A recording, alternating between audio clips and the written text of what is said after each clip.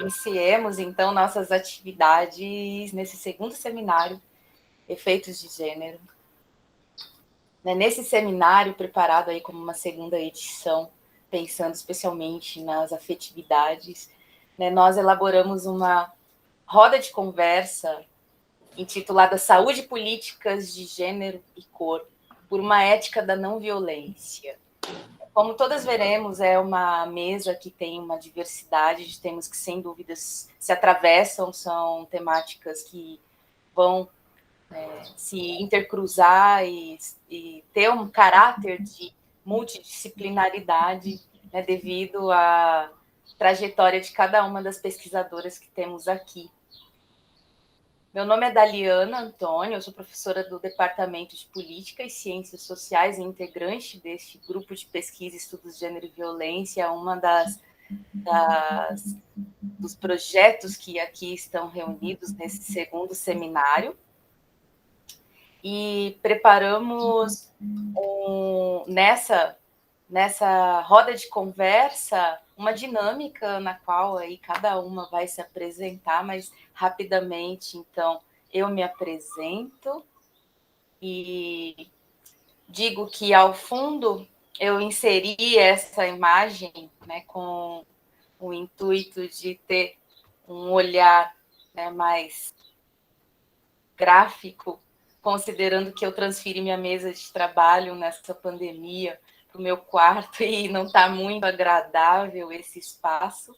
Então, penso que fica bastante interessante mostrar para todos verem essa imagem que tem uma dinâmica de outono, flores caindo, tem algumas árvores no fundo, uma mais retorcida à minha direita, uma árvore mais impingida acima à minha esquerda, um ambiente bastante verde e marrom desses caules. Então, uma imagem dinâmica que eu gostei muito, achei muito bonitinha, apesar de um esquilo muito pequeno aqui, uma raposa, então não é muito a cara do Brasil, mas é uma imagem que combina um pouco com a folhagem costela de Adão que eu tenho estampada nessa camiseta. Eu sou uma mulher branca, estou usando pequenos brincos, assim, quase pretos também, um óculos com ar preto, um chapéu verde escuro, com uma fita preta também, e um batom quase avermelhado. Então, para todos verem esse momento, peço para que as demais se apresentem. Vamos seguir essa roda de conversa visando um bate-papo posteriormente, mas devido a que cada pessoa presente aqui sejam todos bem-vindos, terem a oportunidade de dialogar. Gostaria muito de estar numa roda presencialmente com todos vocês, mas que cada um dialogue e conheça cada uma das pesquisadoras. A gente vai ter um tempo de 15 minutos para cada uma e seguiremos a partir da fala de Elaine Nascimento. Ela é pesquisadora que tem uma formação na assistência social, mas uma experiência na saúde pública, como vocês verão. Ela é pesquisadora e coordenadora adjunta na Fiocruz. E a Elaine vai iniciar, seguido da apresentação de toda a trajetória de pesquisa e algumas novidades que a Ilana Ambrogi vai trazer para nós. Ela é pesquisadora da ANIS, que é o Instituto de Bioética, e aqui, via ANIS, nós tivemos a honra de ter a indicação de Ilana, pela Débora Diniz. Alguns de vocês podem ter visto inicialmente na programação esse chamado de Débora. Débora não pôde, indicou, e a gente tem a honra de ter recebido a Ilana de prontidão. Logo após, então, teremos a fala das nossas companheiras já mais ativas junto ao grupo. Muitas de vocês podem conhecer já. A Sibila está com o nome Luiz Felipe, pois está trabalhando de plantão. Sibila, ela vai falar sobre violência obstétrica, é uma professora aqui da Unimontes também, e tem essa experiência na enfermagem, e talvez ela tenha que se ausentar para realizar um parto.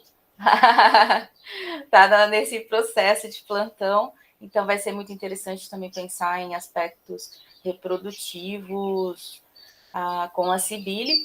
E Tereza Correia Martinez, ela é socióloga e vinculada ao Hospital Universitário, né, também nossa companheira há muito tempo no grupo de pesquisa, e tem todas, né, tem excelentes apresentações referentes a estruturas institucionais que se vinculam, né, são inerentes às ações e informações que devemos ter, mais particularmente a respeito da saúde de mulheres, né, de homens trans, pessoas que a gente precisa pensar nessas especificidades, né, especificidades tais que vão proporcionar esse diálogo.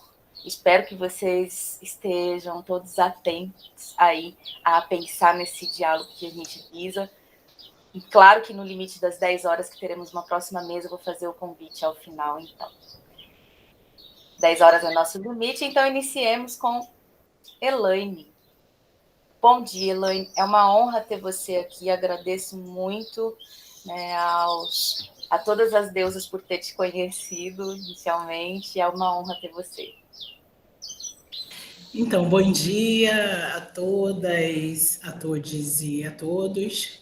Eu me chamo Elaine Nascimento e vou me descrever.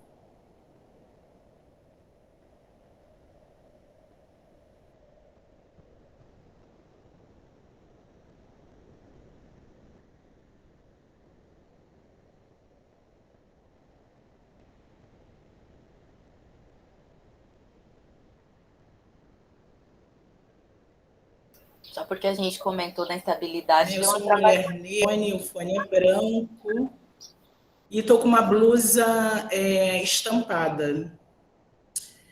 O meu fundo ele está espelhado porque eu não estou em casa, estou sentada numa cadeira que, para quem me ouve e não me vê, ela é meio vinho, grená, uma coisa assim, parecida. Eu estou muito feliz de estar aqui, né? Eu gosto de me descrever também, eu sou carioca, sou uma mulher sapatona, né? Mas moro em Teresina, Piauí. Então, estou falando daqui a pouquinho vou viajar para o Pará, porque eu estou em pleno trabalho de campo, formando epidemiologistas de campo para trabalhar em situações de surto. Bom, eu sou formada em serviço social, sou assistente social com mestrado e doutorado em ciências pelo Instituto Fernandes Figueira, que hoje é o Instituto Nacional de Saúde da Mulher, da Criança e do Adolescente Fernandes Figueira, que é da Fundação Oswaldo Cruz, no qual eu sou servidora pública e hoje coordenadora adjunta da Fiocruz Piauí, né? A Fundação Oswaldo Cruz, que é a Fiocruz, é uma instituição de Estado e está presente em 10 estados da nossa federação. E sou docente permanente do Programa de Políticas Públicas da Universidade Federal do Piauí e colaboro com o Programa de Medicina Tropical do Instituto Oswaldo Cruz, no Rio de Janeiro. Por que eu estou falando isso? Porque eu sou uma servidora pública voltada para a área da saúde. Toda a minha experiência, enfim, toda a minha energia é voltada para a área da saúde.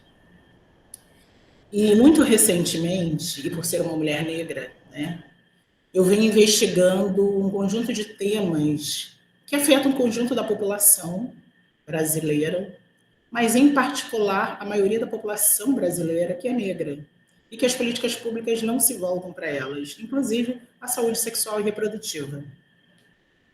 Ora, eu sou uma mulher lésbica, né? E tenho tido um conjunto de investigações específicas que me traz um questionamento em que eu penso, por exemplo, eu sou de um programa de políticas públicas e eu penso por que as nossas políticas públicas já nascem fracassadas. Porque elas, na sua formulação, isso é muito importante para nós, né? A nossa mesa se chama Políticas de Gênero e Cor, não é isso? É uma roda de conversa, saúde, políticas de gênero e cor. Mas as nossas políticas públicas, elas não se ocupam da diversidade da população brasileira. Por quê? Porque a formulação das políticas públicas, elas não são interseccionais. O que é interseccionalidade? A interseccionalidade, ela é um dispositivo analítico, metodológico, que indica ou destaca as estruturas de opressões da sociedade, né? Que os povos vivem. E nós temos, aí, por exemplo, toda a minha formação ela é marxista, olha o conflito, né?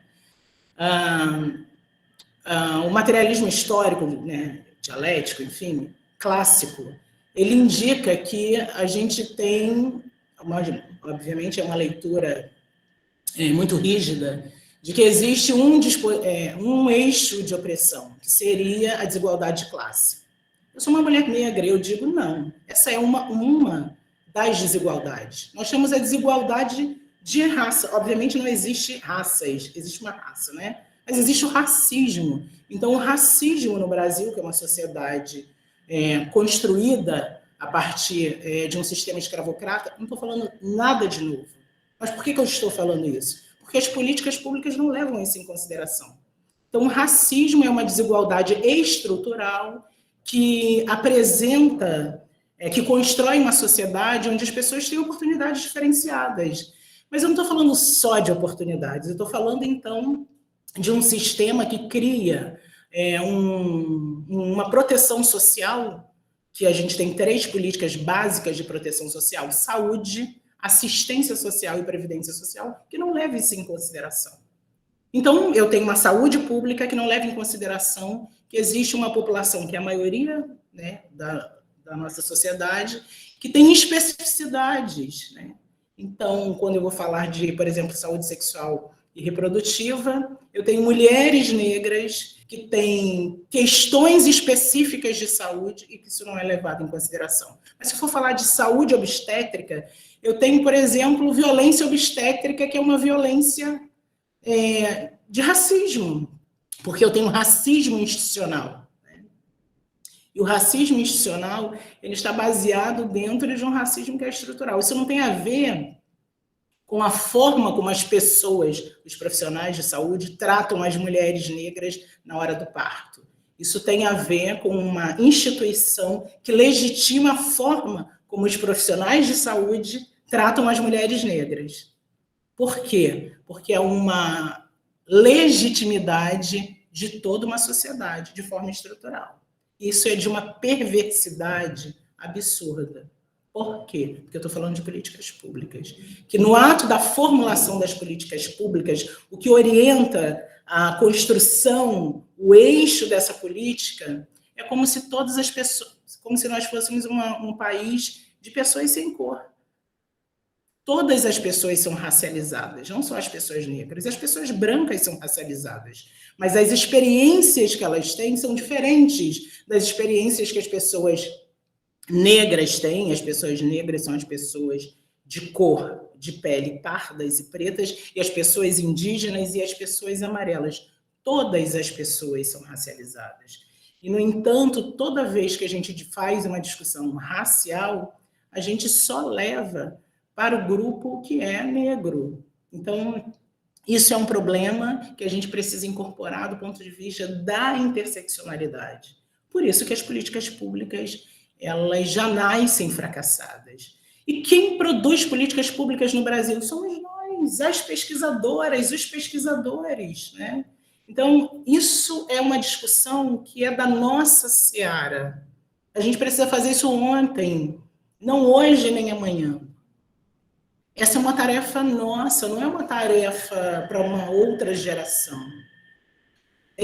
Toda vez, toda e qualquer política que a gente faça, todo objeto de investigação, se eu vou investigar a infância e juventude, se eu vou investigar a velhice, se você constrói o seu projeto de pesquisa, ele não está construído a partir de uma perspectiva interseccional, ele não dará certo, porque esse Brasil, esse nosso país, ele é diverso do ponto de vista racial. Isso é muito importante, né? Porque, e aí, essa discussão que eu estou fazendo, E anteontem eu estive num evento da Unbox, né? Pela primeira vez, a Unbox fez uma mesa de mulheres negras. O tema era invisibilidade das mulheres negras. Nós, mulheres negras, não somos invisíveis. Nós somos invisibilizadas. Assim como não existiram escravos, existiram pessoas que foram escravizadas, né? Mas que aconteceu um racismo nos bastidores dessa mesa, né? Alguém pergunta se pode editar o meu currículo. Olha como isso é perverso. Quando uma mulher branca foi questionada sobre seu currículo é muito grande, Elaine, é muito extenso, eu posso editar? Se isso não é racismo, eu não sei qual é o nome que eu dou para isso. Ora, se o meu currículo é muito grande, isso deveria ser uma coisa... Nossa, isso é um elogio, no caso, né? Ele é muito grande, ele é extenso, porque eu trabalho muito, porque eu produzi muito. E que bacana, porque uma mulher negra que tem um currículo extenso é uma coisa fantástica numa sociedade racista. Mas quando uma mulher branca diz, eu posso editar o seu currículo porque ele é extenso demais, isso me soa como um apito, né? Ora, eu sou uma colega como uma outra colega, né? Então, por que ela quer editar o meu currículo? Bom, e nesse evento há uma pergunta sobre o que a gente pode fazer para ser antirracista. Quando eu faço um evento, que é um evento online, e o custo dele é quase R$ 500, eu digo quem é que pode participar de um evento desse. Então, e quem é que organiza um evento, gente? É a mesma coisa, por exemplo, nós somos, né, professores universitários. Aí você diz assim, o sistema fechou. O sistema foi criado por alguém. Se ele fechou, eu posso abrir. Ou alguém pode abrir esse sistema, né?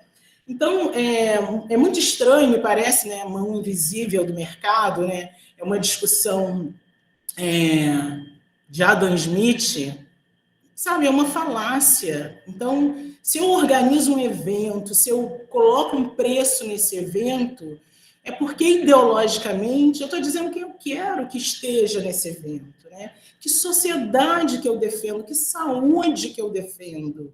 Então, são compromissos éticos, né? Quando eu penso na saúde, por exemplo, eu penso saúde para quem? Quando eu faço pesquisa, quando eu estou orientando, eu amo orientar, né? Há muito tempo eu defendi, eu escolhi para mim que eu sou educadora. Ser educadora tem um compromisso. Eu amo fazer pesquisa, eu amo ser professora, eu amo ser assistente social. Mas eu sou educadora, educadora no sentido clássico da palavra, né? Então, assim, eu tenho um compromisso ético. Todas as minhas pesquisas, elas têm uma função. A função é melhorar a sociedade. Mas eu melhoro a sociedade para quem? Eu faço parte de um grupo e as minhas orientandas dizem, professora, a senhora gosta de bombar lattes. Bombar lattes eu publico muito, mas eu publico muito por quê? Né? Eu publico muito porque eu tenho algo a dizer para alguém. Né? Eu não publico muito apenas para ganhar pontos no lattes, né? Porque eu oriento muito. Por que eu oriento muito? Porque eu estou num programa que tem 26 anos e pela primeira vez tem uma orientanda que é uma travesti negra. Eu acho que isso é importante. Por quê? Porque a expectativa de vida de uma travesti é de 35 anos e ela tem 43 anos e ela entrou num programa de pós-graduação de uma instituição pública. Isso não é pouca coisa. Ela conseguiu sobreviver para além da expectativa de vida e chegou numa universidade pública e entrou num programa. E hoje ela é bolsista. E, para além disso, ela é assistente de pesquisa na Fiocruz Piauí. Então, isso é muito importante. E tem bolsista de iniciação científica que é travesti negra. Então, esse é um compromisso, na minha opinião, de uma educadora, de que está ali a serviço da saúde de populações vulneráveis.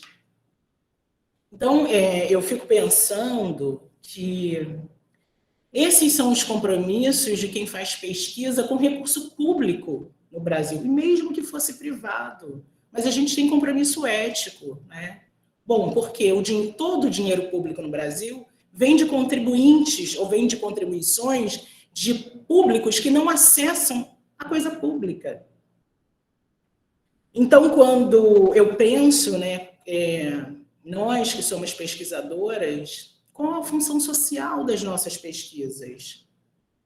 Quando a gente não estabelece essas correlações.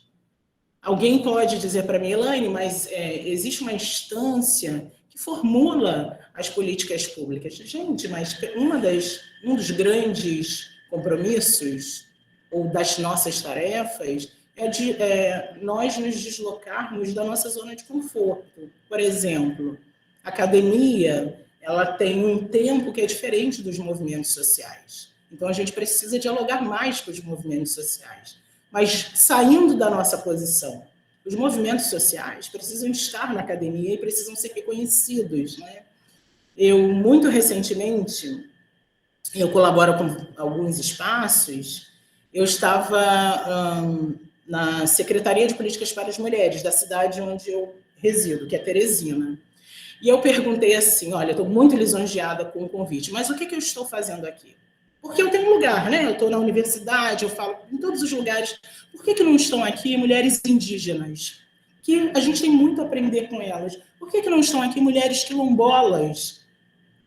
Eu gostaria de estar aqui, eu estou aqui, enfim, sou muito feliz, mas eu gostaria de estar aqui dividindo esse espaço com quem é muito potente e tem muito a dizer para a gente, mas não tem espaço para dizer. E isso é tarefa da gestora convidar, né? E a minha tarefa é provocar. Né? A gente precisa fazer esses encontros. E depois, nesse mesmo dia, eu estava numa conferência internacional da universidade e eu falei justamente isso. Olha, eu acho ótimo também estar aqui. Mas não seria interessante, até porque eu dividi com uma parceira do México, né?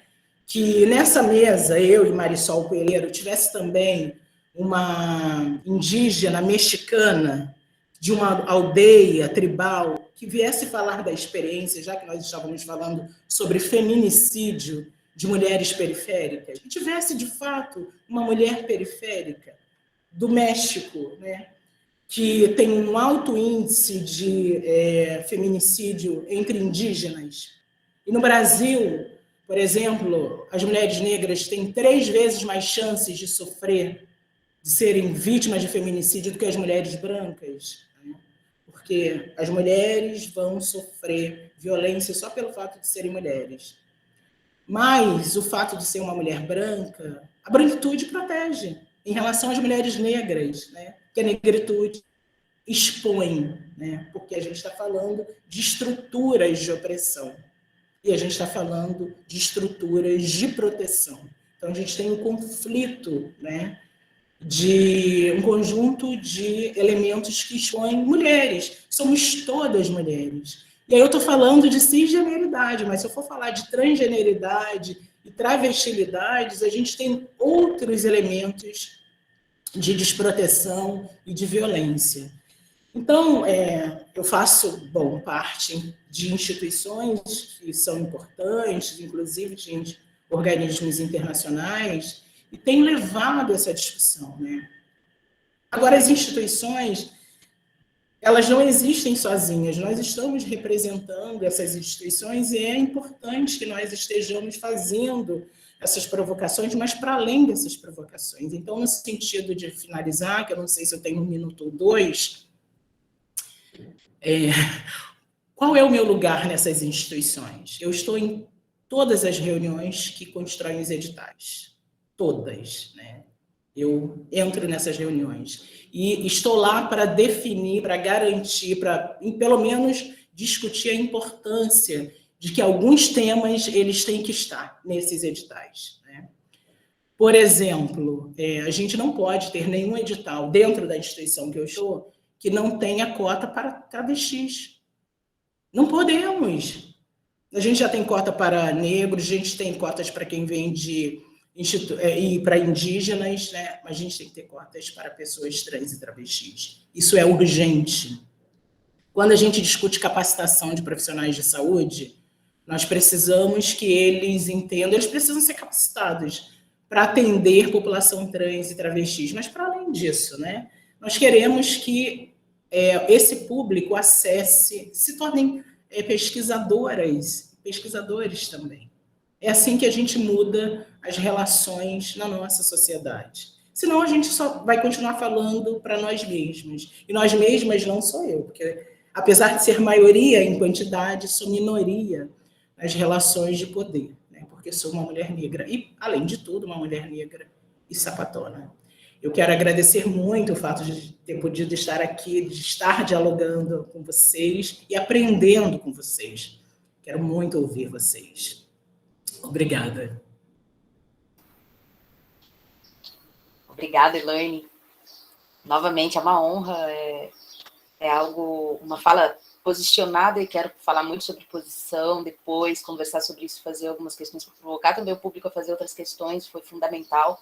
A sua fala, ela diz respeito a uma discussão que, por vezes, está só em teoria, nas nossas pesquisas, eventos, que é a questão da interseccionalidade. Como ela deve dizer respeito a uma prática, se a gente quiser pensar em saúde, não só compartilhar meme a respeito da saúde, em particular a saúde mental, né? Questões tão já comprovadas e demonstradas no que diz respeito aos atravessamentos, como a questão da cor da pele. Hoje mesmo de manhã eu li algo a respeito da cor, né? Como a noção de pardo tem interferido a seleção nas universidades, como se seleciona e que por vezes, né, se vê um conjunto de pessoas pardas, mas se observa, né, uma universidade ainda branca, né, espaços brancos. Então, são questões que devem estar sempre atravessando, sem a gente pensar que um edital específico, uma política específica também está acabada e vai solucionar,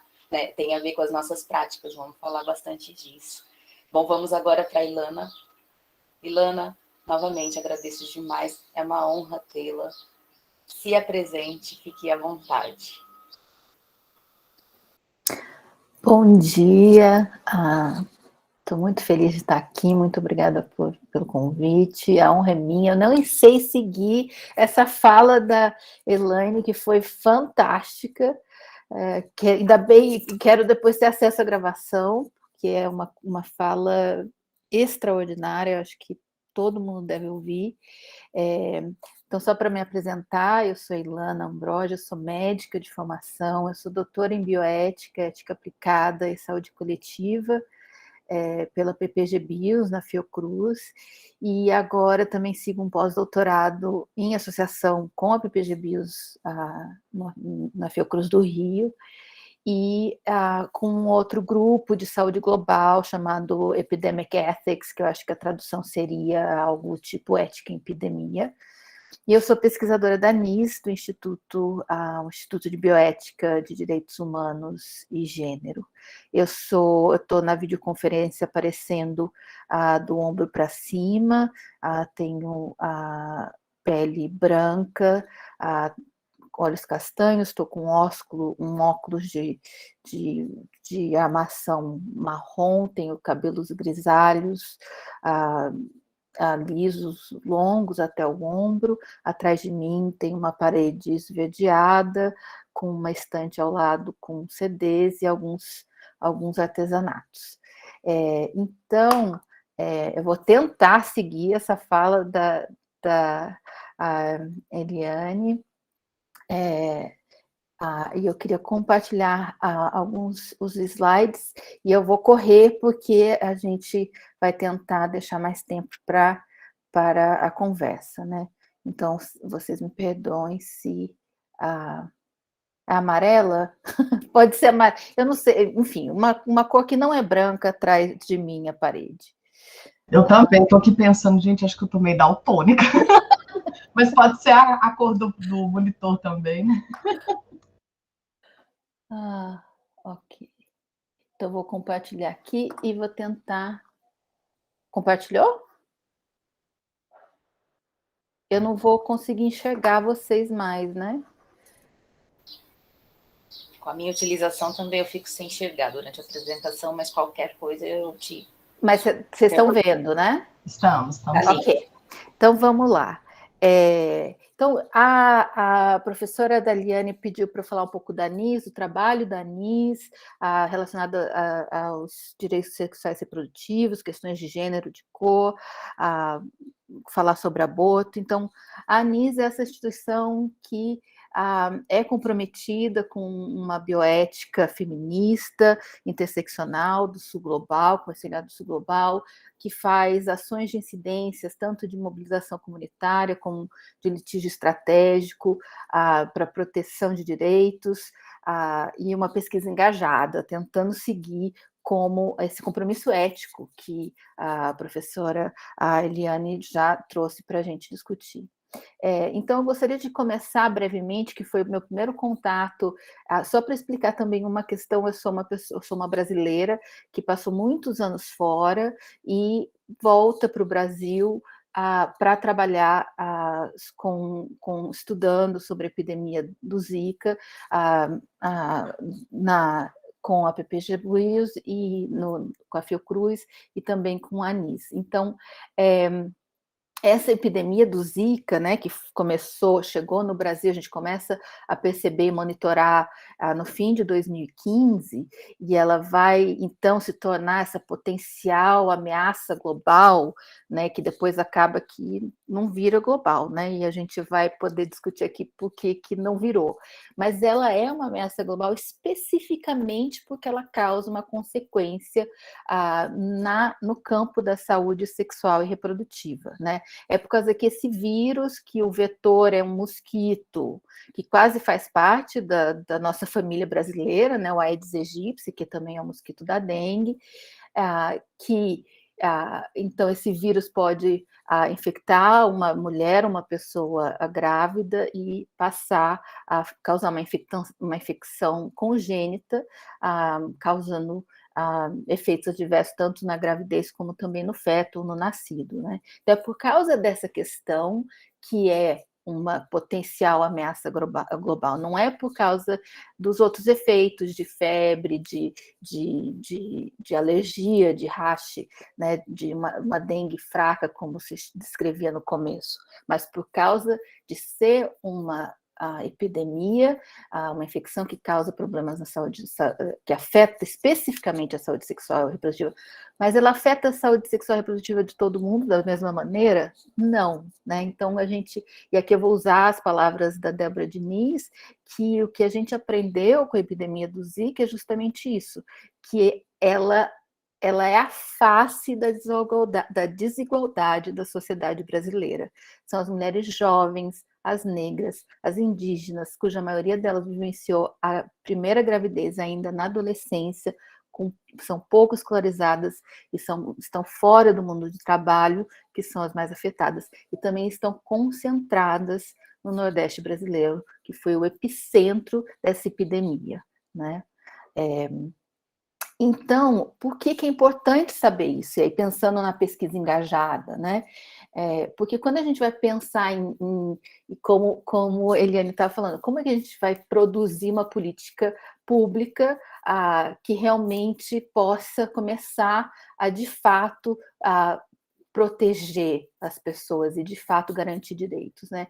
Então, foi entendendo essas questões, que a ANIS também, com outras parcerias, vai, então, apresentar ao Supremo Tribunal uma ação, esse chamado ADI 558, esses instrumentos legais, que eu não saberia te explicar as especificidades, mas é um instrumento importante que a gente vai poder, então, questionar a responsabilidade do Estado sobre essa epidemia.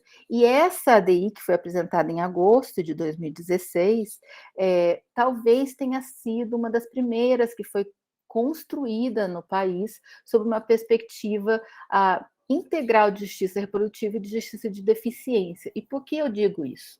Porque ela não só vai pedir, requerer a garantia legal de poder decidir ou não sobre um projeto de maternidade, mas ela também vai exigir a garantia das condições de acesso à informação e recursos materiais para que se possa levar essa decisão adiante, seja ela para prevenir ou interromper uma gravidez, seja ela para seguir com um projeto de cuidado de um futuro filho com múltiplas deficiências. Então, o que essa ADI pede? Eu vou falar muito rapidamente, ela sumariza em 5 pedidos: garantia de renda, garantia de acesso a tratamentos e com transporte, garantia de acesso à informação atualizada, porque não é no começo da epidemia que a gente vai descobrir ou aprender que esse também é um vírus, que é uma IST, uma infecção sexualmente transmissível, então também precisamos informações como formas e acesso a formas de prevenção, como camisinhas, masculina e feminina, acesso a políticas de planejamento familiar, que inclua também o DIU hormonal, que é um dos DIUs que ao SUS tem o DIU de cobre, mas não tem o hormonal, e o direito de optar pela interrupção da gestação para proteção de saúde mental, entendendo que o vírus Zika submete as mulheres infectadas a um intenso sofrimento diante as incertezas dos efeitos da infecção em sua gestação e nos seus futuros filhos. Aqui a gente tem que entender esse contexto de uma negligência do Estado brasileiro na eliminação do mosquito vetor e que essa epidemia vai criar, então, um estado de necessidade de proteção da saúde das mulheres grávidas que estão atormentadas pelo medo do Zika. Então, aqui a gente começa a entrar na questão do aborto legal, e como vocês, acho que muitos já sabem, mas é bom a gente também revisar, e essa ação já começa a entrar nessa questão, que não são, no Brasil a gente tem uma das leis mais restritivas ao aborto, essa ação do Zika pedia mais um permissivo, que era sobre a questão de saúde mental, mas já existem outros desde 1940, previsto no nosso Código Penal, que é risco de vida, se não há outra maneira de salvar a vida da gestante, ou se a gravidez resulta de um estupro.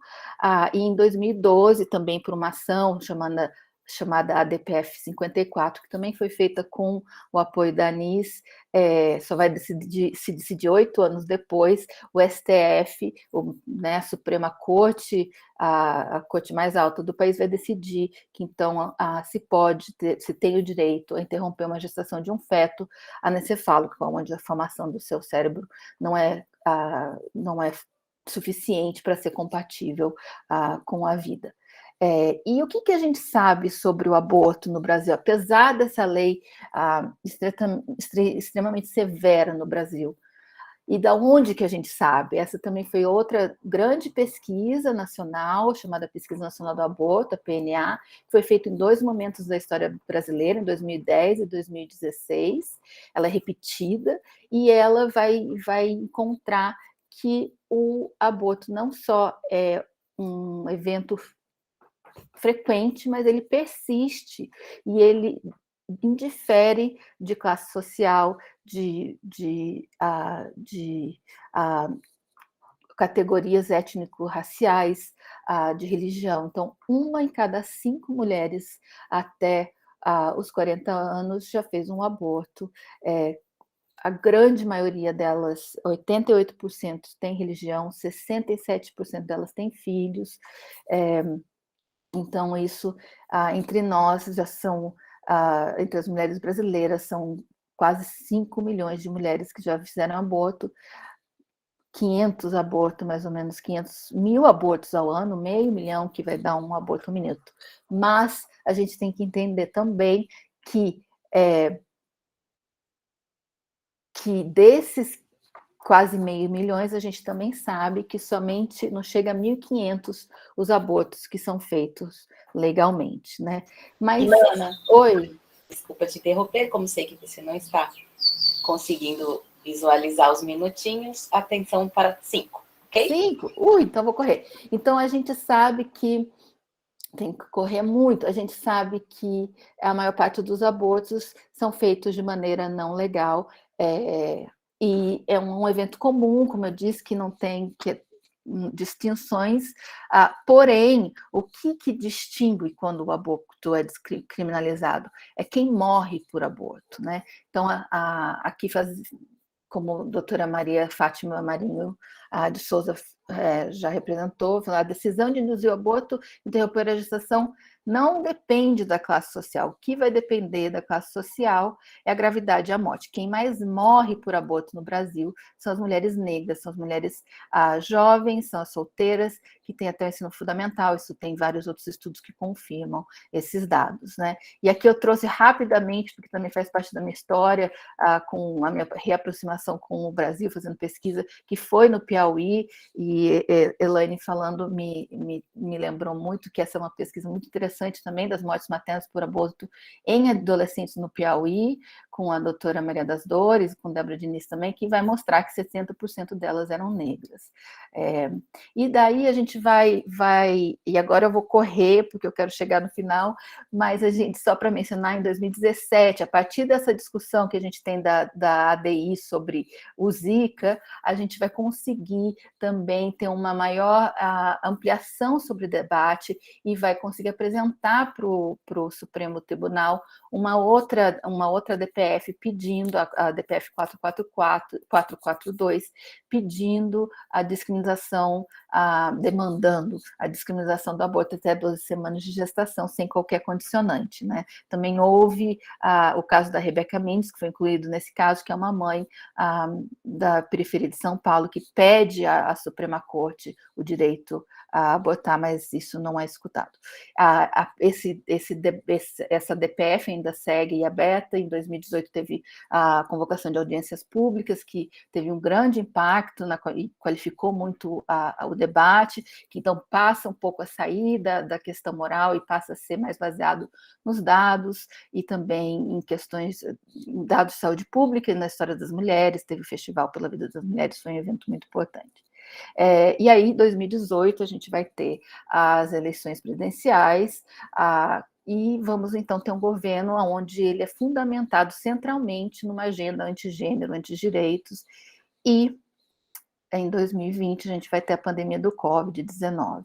E o que significa isso para as mulheres e o que significa para quais mulheres, né? Então, tem vários efeitos da pandemia de Covid-19, eu tenho certeza que Eliane pode falar muito melhor sobre isso, as outras convidadas também, mas eu vou focar em alguns aspectos. Um é que o Brasil passa a ser o líder de mortes maternas devido ao Covid, mas qualquer pessoa que morre, de mulher grávida que morre de morte materna por Covid-19, não vai ser, né? E também eu queria só trazer um pouco a confusão, essa agenda do governo de antigênero vai instalar várias portarias, regulamentações, notas técnicas, vão criar muita confusão. Uma delas foi sobre a vacinação das mulheres grávidas, que a gente também vai ajudar a fazer uma outra DPF pedindo a garantia, e ontem o Observatório Obstétrico Brasileiro do Covid-19 também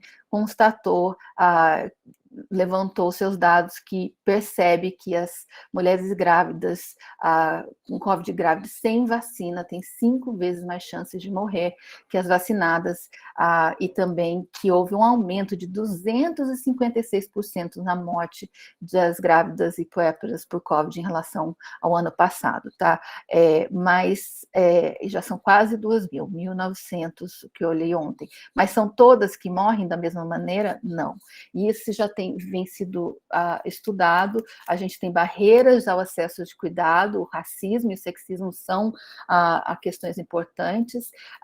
Esse grupo que já publicou várias vezes sobre isso, demonstra, traz dados importantes, que é onde eles vão contar que as mulheres negras são hospitalizadas em condições piores, que elas têm 2 vezes mais chances de morrer, apesar e aí, novamente, voltando à fala de Elaine, apesar de não haver riscos clínicos, fatores de risco clínico que são diferentes, a comorbidade são semelhantes, as idades são semelhantes, né?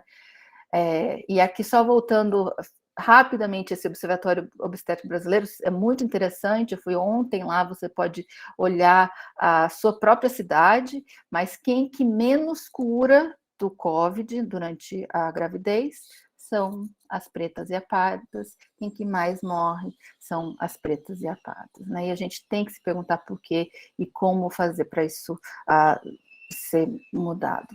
E aí, só rapidamente, que eu já devo estar super estourando o tempo, pensando no contexto da pandemia, onde que então a gente vai falar para que se proteger do vírus, vocês têm que confinar a sua casa, mas a casa é um lugar seguro para todas da mesma maneira, e aqui a gente tem que pensar que a grande maioria das mulheres que sofrem feminicídio vão ser negras, que a maioria das mulheres, das pessoas estupradas vão ser crianças, vão ser vítimas de menos de 13 anos, de no máximo 13 anos, e que a grande maioria dessas pessoas conhece as sobreviventes desses abusos conhecem os seus abusadores, né? Então, qual é esse ambiente que acaba sendo tão perigoso? São dados do Anuário Brasileiro de Segurança Pública de 2020 e 2021 aqui. Então, assim, só pedindo para a gente, aqui eu trouxe essa questão para a gente só pensar um pouquinho sobre essa questão da maternidade imposta e das maternidades impedidas, né? Então, a gente tem as maternidades impedidas das mulheres negras que estão morrendo por COVID sem nem ter acesso à UTI ou, às vezes, o respirador, e as maternidades impostas, quando a gente tem 20 mil nascidos vivos ao ano em menores de até 14 anos. Isso eu olhei nos últimos 5 anos, aproximadamente 20 mil, 21 mil um ano, 20 mil outro ano, e elas geralmente, a maior parte estão na região Nordeste, onde não é a região mais populosa. E a gente tem que se perguntar, acho que duas grandes coisas aqui. Uma é, o que é isso? O que é esse estado onde que não há outra opção para uma criança, uma pessoa muito jovem, a não ser gestar e parir um nascido do seu violentador ou estuprador, né? E quem são e pensando também que essas gravidezes carregam maiores riscos de saúde e de vida para essas crianças.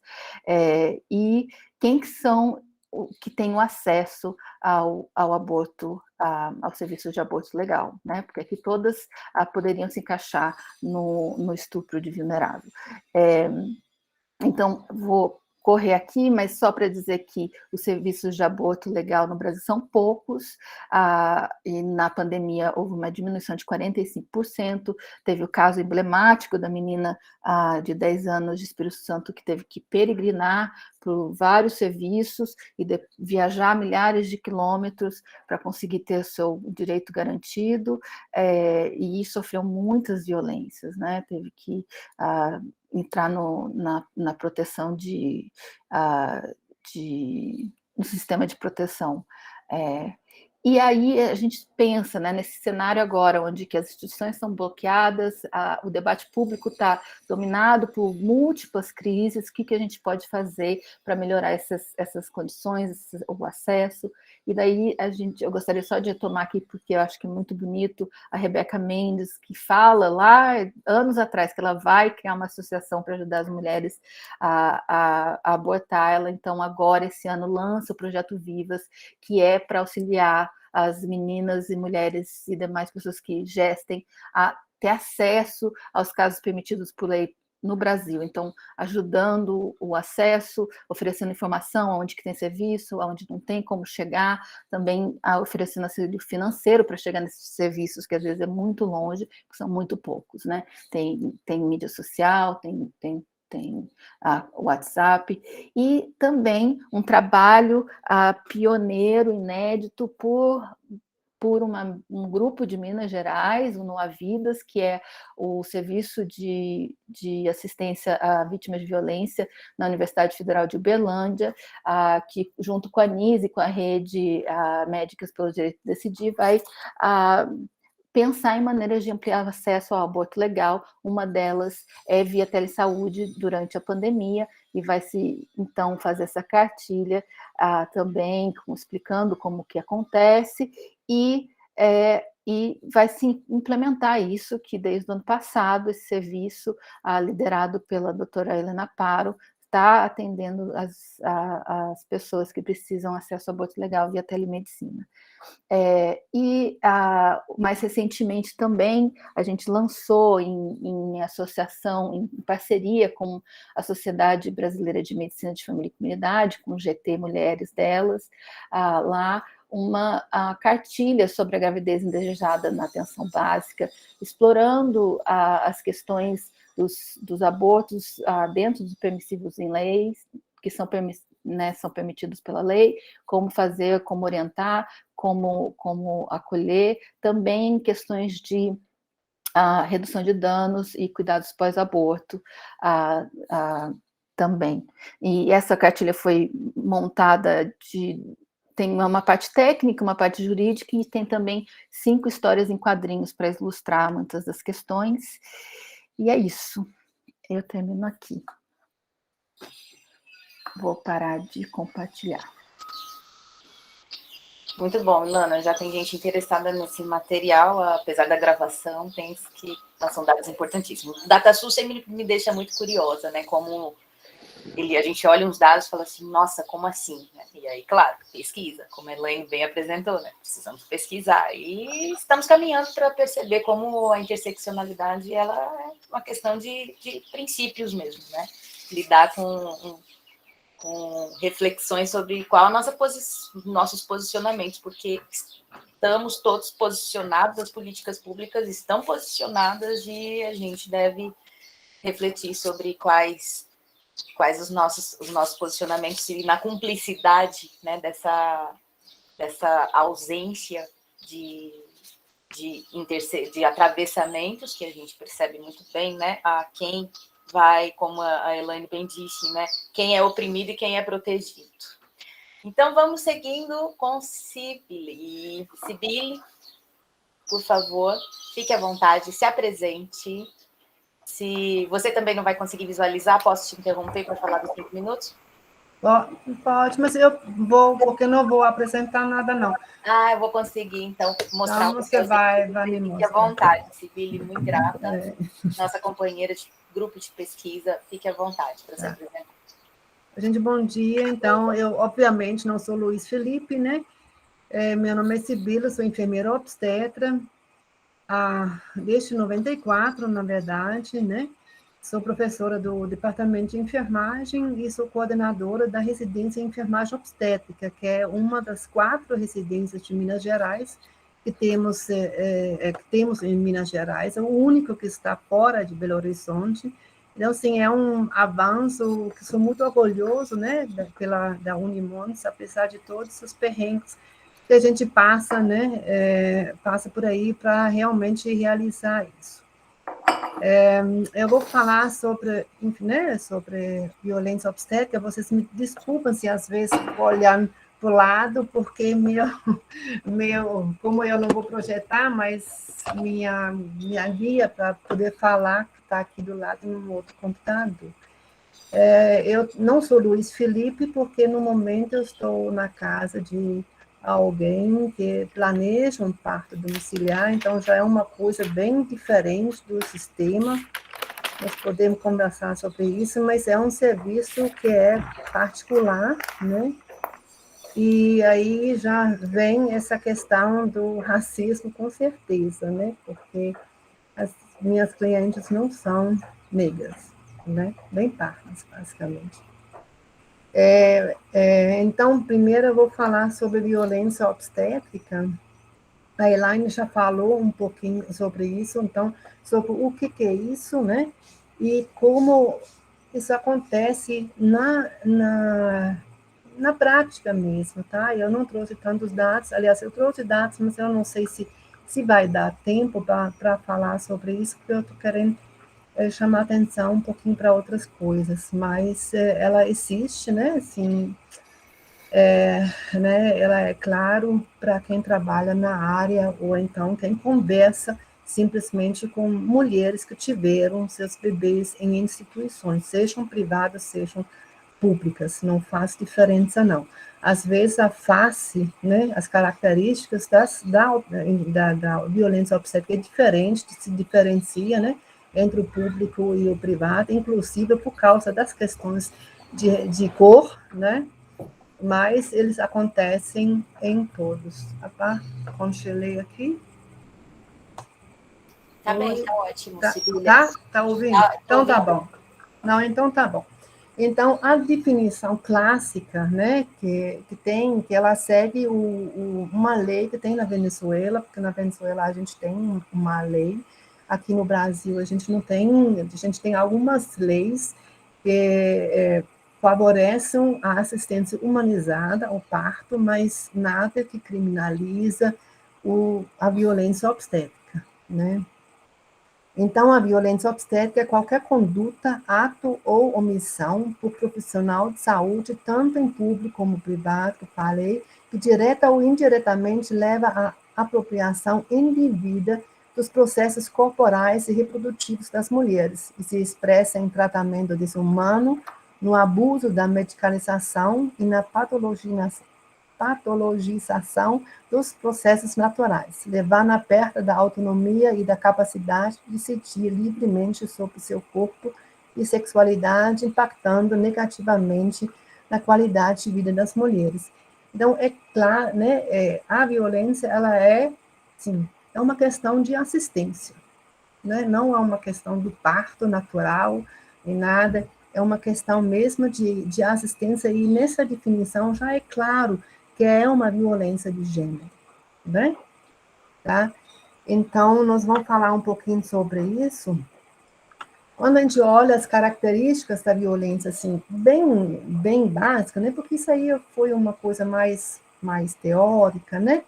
Que a gente vê que tem 4 tipos de violência. Vocês estão me ouvindo, né? Tá tranquilo, né? Mesmo se a minha arte não vai.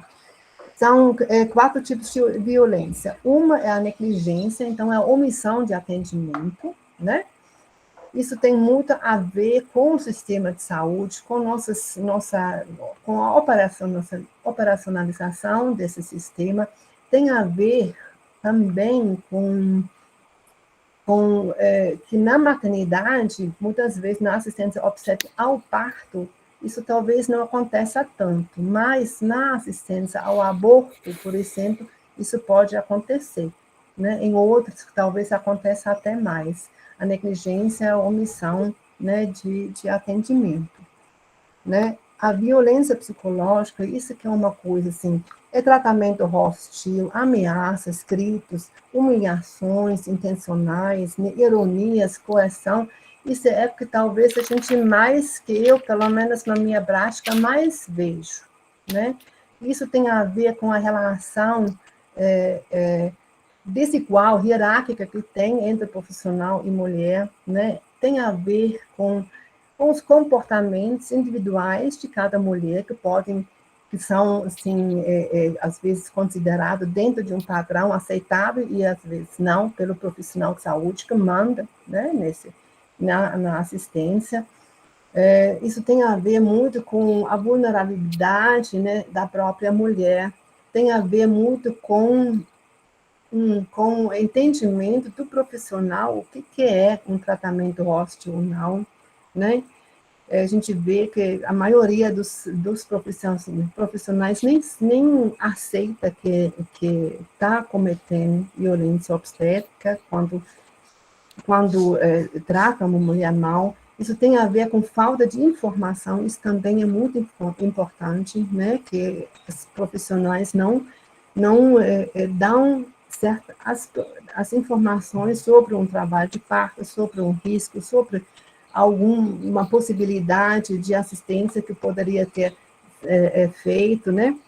Então, isso é muito comum que a gente vê A outra coisa é a violência física, que é negar, por exemplo, alívio da dor medicamentosa, quando é solicitada. Isso tem a ver com procedimentos em nosso sistema de saúde, que são, às vezes, ainda rotineiros. Ligar um soro, romper a bolsa, tudo para interferir, para acelerar esse processo de trabalho de parto. Ou negar métodos não farmacológicos, né? O uso de chuveiro, de massagem, do acompanhante, que, assim, em Montes Claros não tem esse problema, mas no Brasil afora ainda tem muito, né? A falta, a negação do acompanhante, e mais ainda agora na pandemia, isso foi, assim, um grande problema, né? Assim, acho que no Brasil inteiro, né? Tá? Então, realização, por exemplo, episiotomia, né? A corte lá no períneo, que não tem evidência científica nenhuma. Obrigar a mulher a ganhar na posição litotômica, né? Aquela de frango assado, na posição ginecológica, que não traz nenhum benefício para o trabalho de parto. É muito ruim, muitas vezes, para as mulheres, mas facilita para o profissional. E eu tenho profissional, por exemplo, na prática, que fala, a gente tem uma banquetinha, tipo um vaso que a mulher pode ganhar sentadinha, e que ele fala, eu não faço parto ali porque minha coluna não aceita. Eu não sei por quê, porque ele pode sentar na frente, né? Então, fica no mesmo nível da mulher, então a coluna não tem tanto problema, não. Mas eles falam isso, alegam isso, né? Então, são todas violências físicas. E a gente tem a violência sexual, que também que eu vejo pouco, mas a gente sempre vê algumas informações, algumas notícias em relação a isso, né? Ela pode acontecer no pré-natal, né, também, mas, assim, a maioria se concentra na assistência ao parto. E aí a gente tem que pensar que o que a Elaine falou é uma violência que é institucional e institucionalizada, quer dizer, aceita pela instituição, pelos profissionais que naquilo trabalham. E não como, eu vou violentar, ela não é intencional, obviamente, né? Mas ela é aceita como faz parte da assistência obstétrica até de qualidade, né? Que elas acham até que fazem isso porque eles estão fazendo uma boa assistência, né?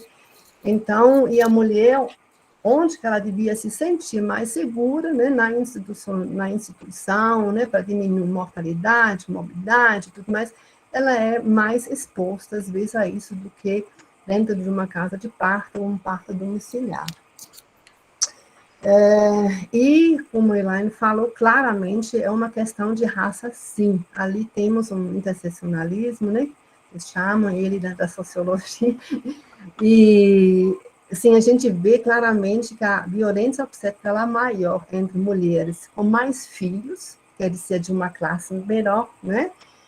Mais baixa, e negras. Isso aí é claro, né? E a gente vê quem é o profissional que a assiste. Ele basicamente branco. A gente tem poucos profissionais de saúde que atuam na assistência obstétrica, que não seja auxiliar de enfermagem, que é negro, né?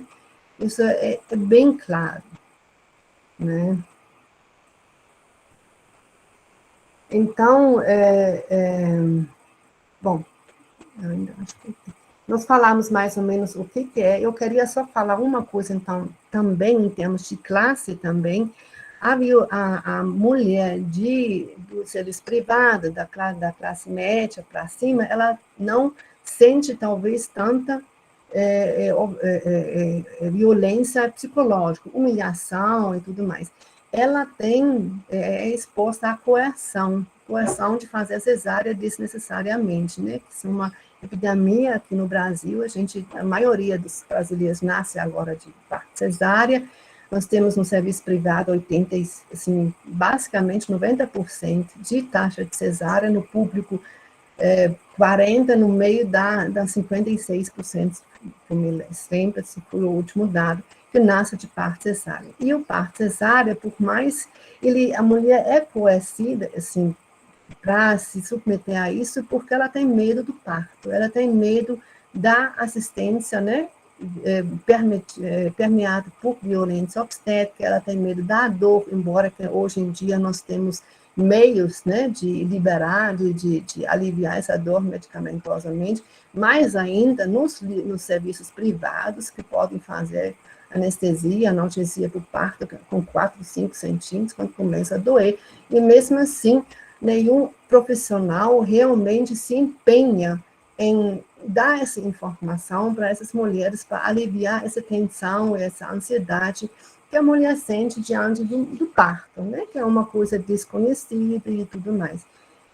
Então, isso é um outro tipo de violência, mas que ela é muito, muito forte no Brasil. A gente tem na Europa taxas de cesárea que não chegam a 30%. Então, assim, os nossos corpos não são diferentes, os corpos das brasileiras não são diferentes, a cabeça que é diferente. Né? E a cabeça é feito desde pequenininho, né? Desde que a gente cresce, como mulher, né? E depois, né, o profissional, o sistema de saúde não tenta de desfazer essa cabeça, né? De uma forma mais correta. A violência obstétrica, ela é muito sutil, então isso é um problema, porque o próprio profissional acha que ele não está fazendo violência obstétrica, ele está fazendo um serviço baseado em evidências científicas, e o que é pior, que a própria mulher também não acha que é violentada, né, durante a assistência. Isso tem a ver com o construto social que é o parto em si e o que é a assistência ao parto também. Todos esses não são coisas naturais, eles todos são construídos socialmente. Né? A ideia, a imagem, o que é um bom parto para as mulheres, o que é? Que ele seja rápido e que ambos sobrevivem. Né? Isso aí é um parto bom. E, na verdade, o parto ele pode ser muito mais. Né? Ele pode ser um desafio, um meio para crescer. Né? E a assistência ao parto, a gente tem de pensar que ela... olha só um pouquinho rapidinho para a história. Antigamente era um ato solidário entre as mulheres que tiveram esse poder, né, de curar, e deram esse dom, né, para as outras mulheres. Depois a ciência entrou, e a ciência é branca, é macho, né, e tomou esse poder de cura, né, dessas mulheres simples, que não tinham, claro, né, que todo mundo sabe, isso é da história, não há acesso à formação. E com isso, né, essa nossa assistência que a gente vive hoje, ela o reflexo da mulher, né, da posição da mulher na sociedade. Né? Ela é dominada nesse poder de reprodução, reprodutivo que ela tem, né, que só nós temos. Ela não sente isso como poder, ela sente isso como uma carga, como uma ameaça, como uma vulnerabilidade. Ela não consegue mais ser pleno nesse sentido. Por quê? Porque o macho tomou essa questão nossa, né? Então, é muito claro para mim que é uma questão de gênero, né? Então, fora disso, o corpo feminino, né, ele sempre, historicamente, foi necessitando, né, de correção, de tutela. Ele foi considerado um organismo menos, assim, defeituoso, quando a gente olha e compara ele com o organismo masculino. Isso é historicamente assim, né, e isso aí, a gente ainda tem também a questão toda a maternidade, que é ligada à sexualidade, como Eva pecadora, que ela tem de pagar, né, para esse pecado dela, que ela fez pelos dores do parto, né, que isso é uma coisa que é na Bíblia e com certeza vem junto. Eu só rapidinho falar dessa discussão política que está entrando, porque nós temos nós não temos uma política pública, né? Toda assistência, normalmente, ela é centrada no médico, como ele que faz, diferente de outros países, né? Onde, por exemplo, Nova Zelândia, a mulher pode escolher quem que seja o profissional que vai definir a assistência. Mesmo se ela é de alto risco, ela pode pode escolher uma enfermeira obstetra. Essa enfermeira obstetra, ela vai mandar ela para o médico, óbvio, né? Mas quem coordena a assistência vai ser ela, a desejo da mulher. A gente não tem isso, a gente não tem um sistema de saúde que deixa nós, que poderiam ser uma alternativa, enfermeiras obstetras, entrar nesse sistema. Nós somos marginalizados. Ultimamente, a gente teve um boom, vamos falar assim, a gente está entrando, mas a gente não tem garantia no sistema de saúde, a gente não tem garantia pelas políticas de saúde que a gente está lá, né, à disposição da mulher, né? E uma outra coisa, quem mais se sente ameaçado pela discussão da violência obstétrica são realmente os médicos. Isso é porque eles que são, né, a assistência é centrada neles, eles que normalmente mandam, né, nas condutas, então eles também se sentem mais ameaçadas pelos avanços que as mulheres tentam, né, e desde na política da humanização, faz uns 20 anos que a gente está avançando, né. Então, nós temos várias resoluções do CREMES, por exemplo, eles quiseram que o Ministério da Saúde abolisse, né, esse conceito de violência obstétrica, e o Ministério da Saúde fez isso, né, um certo tempo, mas aí a Reúna entrou, né, com o processo, e o Ministério Público Federal falou que não pode. Então, o Ministério da Saúde esquece, é um conceito consagrado que ele vai continuar. Né? Então, eles perderam essa batalha lá pelo conceito da enfermagem, da violência obstétrica. Eles fizeram uma resolução também que não fala que a mulher, os médicos não precisam seguir o plano de parto, que é alguma maneira, né, de a mulher colocar suas preferências, né, baseados em direitos, né? Então, o primeiro, principalmente do Rio, que é bem tradicional, conservador, e o CFM não combateu nem nada, né? Então, eles têm, por exemplo, os médicos não podem acompanhar a parto domiciliar, eles são obrigados a mostrar, para notificar todo o parto no CREMES, né, do Rio, que eles ficam sabendo. Eles não são obrigados a seguir o plano de parto, né? E, recentemente, teve uma questão uma resolução do CFM que estabelece normas éticas para a recusa terapêutica. Isso significa a mulher, por exemplo, que não quer cesárea, se o médico quer fazer cesárea, por exemplo. E aí ficou bem claro que eu sei que é uma coisa complexa, eu não vou conseguir destrinchar isso agora nos meus minutos, porque estou já extrapolando, mas nesse sentido sempre vai prevalecer o direito do feto. Obviamente, a gente tem que chegar num consenso nessa situação, mas isso meio deliberou a cesárea, sim, os procedimentos sem necessidade. Eu sempre só falar que o feto está correndo risco, né? Então, isso foi uma resolução, foi em 2019, que foi muito combatida, mas muito comentado, né, pelos militantes da área, mas que está aí, que não foi abolida nem nada.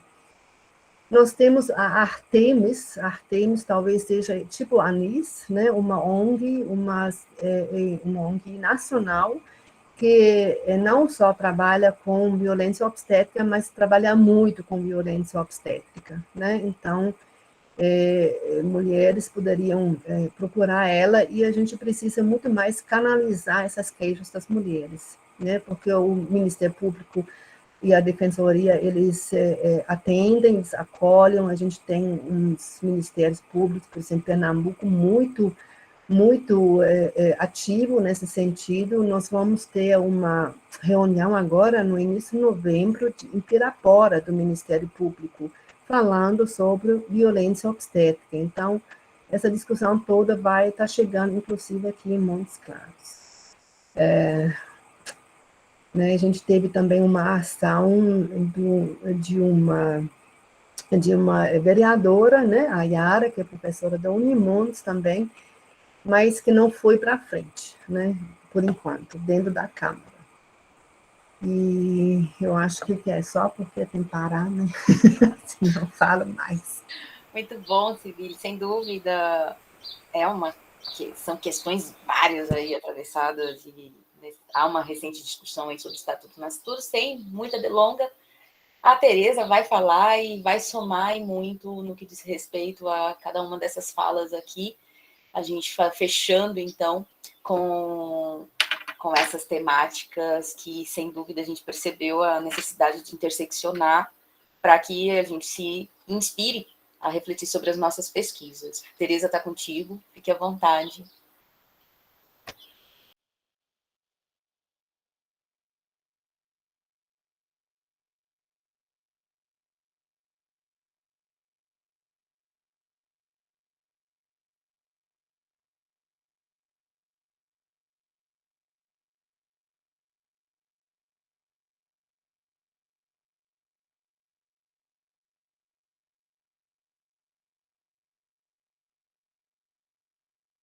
Tereza, seu microfone está desligado.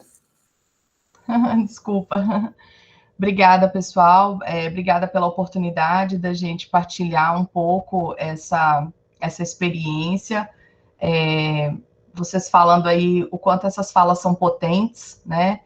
Então, é muito oportuno. Fico feliz de estar aqui nessa mesa com a Ilana, que eu tive a oportunidade de conhecer em Uberlândia, né? E a gente trocou algumas figurinhas num evento muito bacana, inclusive é o evento ministrado pela Helena, né, que foi a que ela apresentou aí do Nua Vidas, uma pessoa diferenciada, né, Ilana? Helena é diferenciada. E que bom estar aqui com a Sibeli, né, com o pessoal do grupo de pesquisa, e, né, conhecer a Elaine de uma fala, assim, muito, muito importante mesmo, né, quando a gente ouve ela falando de si e do outro, né, e da outra. Então, obrigada aí pela oportunidade. Vou me apresentar. Meu nome é Tereza, eu sou socióloga, eu sou advogada, como a Elaine também, eu sou educadora, sou professora de um curso de Direito, sou funcionária da Unimontes, estou à frente aí do serviço eu sou referência técnica no hospital universitário aqui em Montes Claros, com a demanda do atendimento, né, às pessoas em situação de violência, em sua grande maioria mulheres. Minha autodescrição, eu tenho mestrado nessa área, né, de violência, e tenho, assim, uma participação que acho que tem sido bacana com a nossa rede de enfrentamento aqui, e eu escolhi o tema da rede para falar um pouquinho, para compartilhar um pouquinho com vocês.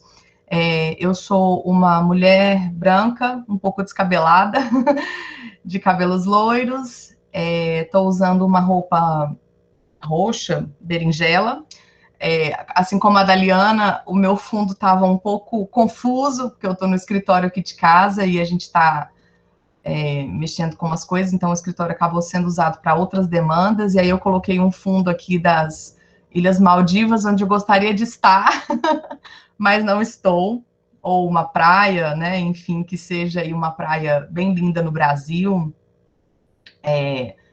para que vocês possam focar aí um pouco mais não na bagunça e na apresentação. Mas, pois na Bahia já estava bom, né, as Maldivas estão longe, mas que bom. Então é isso, pessoal. Como eu falei, a gente tem um trabalho falando um pouco, né, sobre essa questão das políticas públicas. A gente tem desenvolvido um trabalho aqui em Montes Claros que eu acho que vale a pena compartilhar. Quando a Bárbara fez o convite e a Daliana para falar um pouco sobre essa perspectiva, né, da violência contra as mulheres, achamos oportuno a gente compartilhar com vocês, sobretudo porque a gente tem um público de Montes Claros aqui, algumas das coisas que a gente tem feito e os desafios que a gente tem enfrentado em relação a essa rede, que é uma rede composta basicamente por instituições públicas, pensando numa perspectiva de políticas públicas, e que tem sido um grande desafio, né? Apesar dos avanços, a gente percebe os avanços, mas tem sido um grande desafio, porque a todo momento a gente encontra esses percalços, né, que já foram mencionados por vocês aí, em toda a perspectiva da intersectorialidade, sobretudo com relação à questão das mulheres. Usei a expressão tecendo redes, vocês estão conseguindo visualizar a apresentação, né? Acho que está tranquilo. Usei a expressão tecendo redes e construindo fortalezas, porque essa é a nossa perspectiva aqui de possibilidades, né?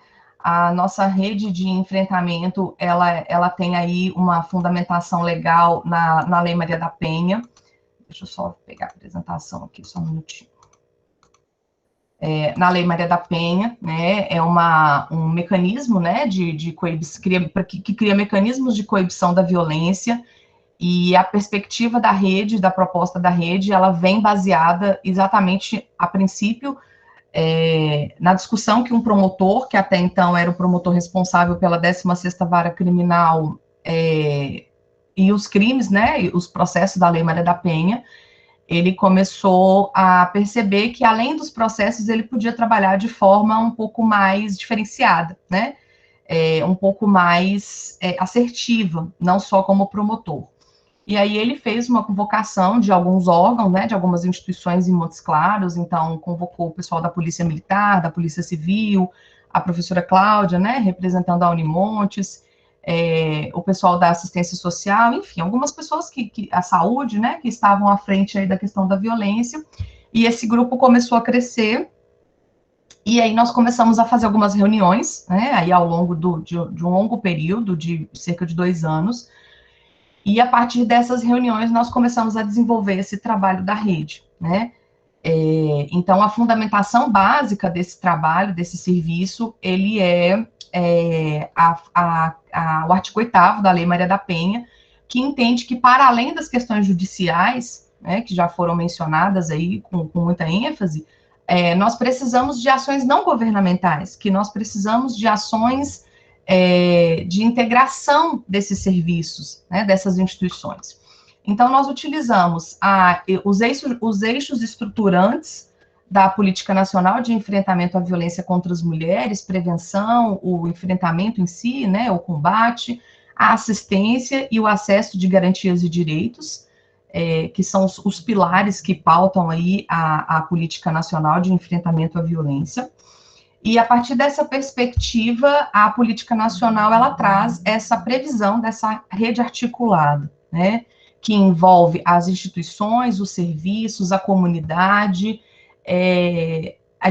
A Organização Pan-Americana fala da via sacra, né, que a vítima de violência faz quando ela precisa de acesso. As meninas comentaram um pouco sobre a questão do aborto previsto em lei, e o serviço de Montes Claros, né, de assistência à saúde hoje, assim como Uberlândia, ele tem essa possibilidade, né, é o único na região que tem essa possibilidade de abortamentos previstos em lei. Os outros são Belo Horizonte, acho que agora Diamantina também já tem uma médica lá que trabalha nessa perspectiva, e apesar do serviço ser um serviço, né, pertencente ao sistema público de saúde, do SUS, o nosso hospital é um hospital de referência, né, o médico, quando ele entra, ele já sabe que o hospital é um serviço de referência, mas ainda assim a gente encontra desafios, né, para que esse direito seja cumprido.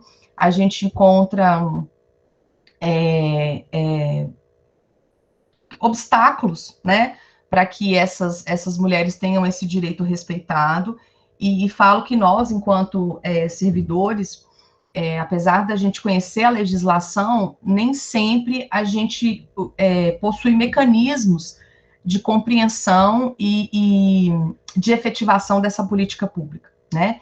Então, essa política nacional, ela traz essa perspectiva de integração, mas falo, né, como representante aí no serviço de violência, e aí a Sibili também estando lá com a gente, ela também pode compactuar um pouco aí desses desafios que a gente encontra, que muitas vezes eles extrapolam a nossa capacidade, inclusive até de atuação. qual é a função da rede, né? Qual que é a nossa proposta de trabalho? É uma atenção, uma assistência integrada, solidária, cooperativa e multiprofissional, né? O serviço, ele não acaba no hospital, o atendimento não acaba no hospital, então a gente precisa que os outros órgãos participem. A atuação em decisões que envolvam diferentes profissionais e que sejam adotados de forma descentralizada e coordenada. A rede, ela não tem uma hierarquia, eu estou juntamente com a Jasmine na coordenação, mas essa rede, ela não é hierarquizada, né? Então, todos os serviços que estão ali, todas as pessoas que estão ali, elas fazem parte voluntariamente e atuam na medida de suas possibilidades, tá? Voluntariamente, né? A gente tem os nossos afazeres, mas a gente participa da rede pensando aí numa perspectiva mais holística e mais macro desse atendimento às mulheres. Engajamento, né? Porque a rede traz mais serviço, traz mais demandas, enfim, é preciso que haja esse engajamento. Essa é a nossa logomarca, né, que a gente desenvolveu aqui, baseada um pouco na perspectiva desse grupo de mulheres rendeiras de Pirapora, que é uma cidade próxima aqui a Montes Claros. A inspiração, inclusive, foi uma sugestão da professora Cláudia, que, né, nos ouve aqui, das mulheres do grupo Matizes Dumont. E essas mulheres, elas têm, inclusive, um painel na ONU, né, desse grupo de mulheres rendeiras, então foi a partir dessa perspectiva que nós criamos a nossa marca, né, a nossa logomarca, para que ela pudesse, né, ser divulgada aí para todas as instituições. Então, hoje, né, nós somos aí órgãos de segurança e justiça, políticas de atenção e proteção às mulheres, órgãos de fiscalização, monitoramento e controle, instituições de pesquisa e prevenção, movimentos sociais, sociedade civil e mulheres em situação de violência. Hoje, na nossa rede, né, no nosso grupo, a gente já contempla uma mulher, inclusive, que sofreu violência.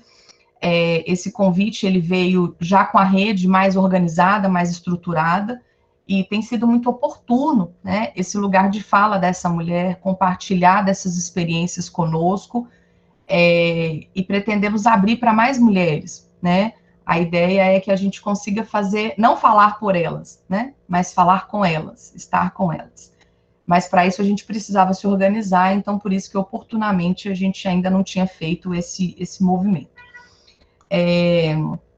Como órgãos de segurança pública, nós temos envolvidos aí a Polícia Militar, e a Polícia Militar de Minas tem feito um trabalho extraordinário em relação à patrulha de prevenção à violência doméstica.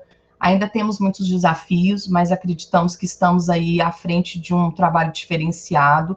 Eles têm um protocolo, tá? Já adiantando.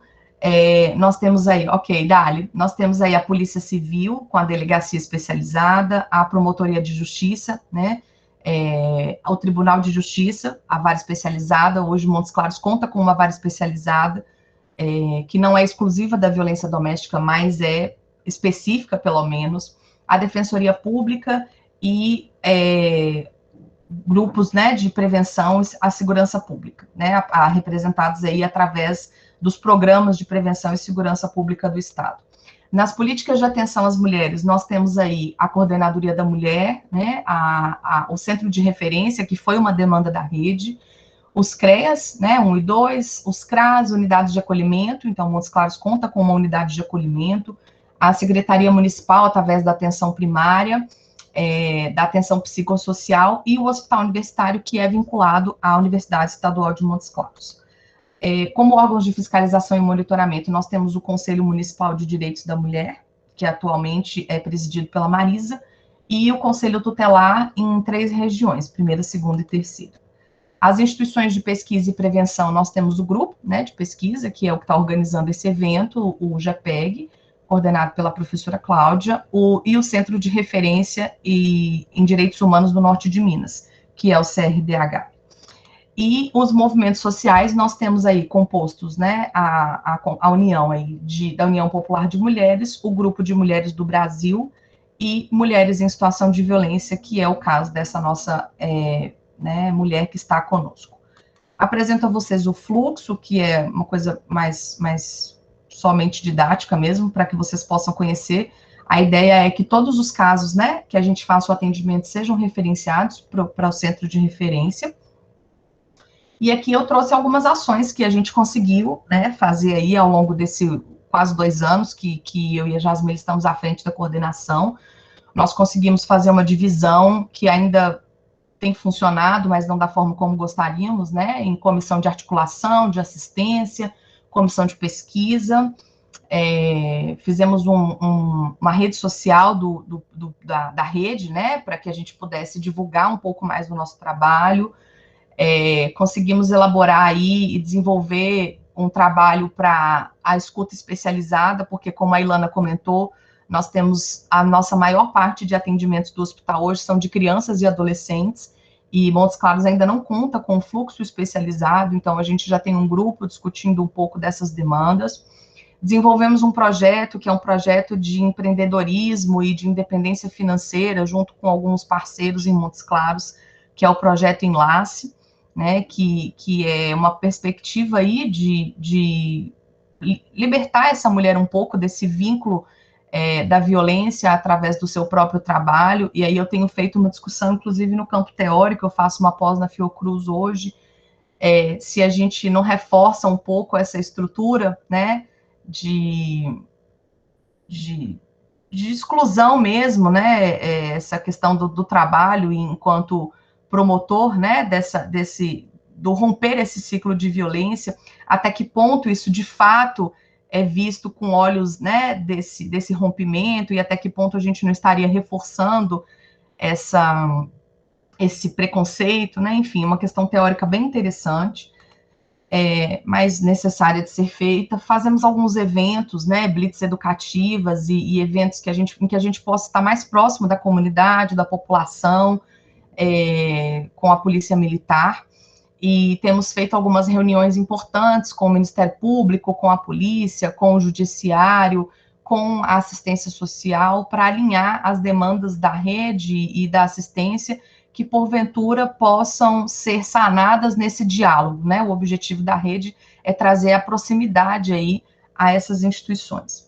Então, essa é a nossa proposta. Conseguimos realizar aí a assinatura do nosso protocolo. Hoje é um protocolo de intenções de todas as instituições, né, que estão envolvidas aí na rede, e a inauguração do centro de referência, que foi Obrigada, Filomena, a gente tem tentado, né, fazer um trabalho mesmo diferenciado, e aí a gente conseguiu, junto à prefeitura, né, vinculado aí à Secretaria de Política de Assistência Social, a abertura do centro de referência. Então, Montes Claros tem um centro hoje em que as mulheres são atendidas no aspecto jurídico, no aspecto social, no aspecto psicológico, e as meninas têm feito um trabalho muito bacana, né, de assistência e de acolhimento. Conseguimos o espaço, né, a Tuca fez um trabalho maravilhoso, artístico, nesse centro de referência. Conseguimos manter as nossas reuniões aí mensais da rede, e, né, a gente percebe aí alguns eventos que temos realizados de forma online, para integrar essas pessoas e a questão acadêmica, né, os alunos, os futuros profissionais. Então a gente tem feito esses eventos também. Existe um grupo em Montes Claros que é um grupo que trabalha aí com a questão do feminicídio. Então, eles têm uma ação de lutos públicos, né, mensais, em que a gente lembra essas vítimas de feminicídio, e recente tivemos a ideia de fazer um memorial a essas mulheres. Então, estamos colhendo aí informações, né, em relação a quem elas são, e pedindo autorização da família para colocar o nome dessas mulheres no memorial, de forma que a gente possa, a gente nunca vai esquecê-las, né, mas que outras pessoas também não façam, né, não esqueçam. E aí, alguns dos resultados que a gente conseguiu foi a realização da 3ª conferência, né, a professora Cláudia esteve aí à frente. Pensamos em fazer uma 4ª conferência esse ano, mas optamos por não fazer, porque entendemos que a presença nesse momento seria, né, importante. Então, possivelmente, esse evento vai acontecer o ano que vem. A construção do protocolo, né, a construção do fluxo foi uma das metas alcançadas. Observamos aí pela fala das vítimas, da polícia, né, das pessoas que estão envolvidas, que apesar dos desafios, nós temos obtido melhores condições de atendimento dessas mulheres, né? Então, a gente consegue se organizar melhor hoje, diminuindo as lacunas e os espaços, né, entre as instituições. Conseguimos alinhar a demanda em relação à coleta de vestígios. Agora, no dia 11 de novembro, a gente vai ter uma reunião com o Ministério Público, com a presença do hospital, da equipe hospitalar, para discutir os desafios dessa coleta de vestígios do IML. É um serviço que nós fazemos no hospital, para impedir, né, que essa vítima seja revitimizada no IML, uma vez que ela é atendida no hospital e atendida também no IML. Então, a partir do momento que ela é atendida no HU, ela não precisa ir ao IML, mas ainda há a resistência da equipe médica, né, de alguns profissionais, dizendo que estão fazendo um serviço de perícia que não lhes cabe, e para isso a gente conseguiu marcar uma reunião com a equipe, né, para poder discutir um pouco essas demandas. Essa reunião acontece agora no dia 11. Realizamos um seminário, né, um pouquinho antes da pandemia, nós conseguimos realizar um seminário em que a gente apresentou a proposta da rede e conseguimos firmar o centro de referência. Foi a partir desse seminário que o centro foi lançado. O centro foi inaugurado agora nesse início do ano, né, então as meninas estão trabalhando aí já desde janeiro. Foi realizada uma audiência pública, né, antes da pandemia também, para discutir um pouco essa questão da violência no município e na região.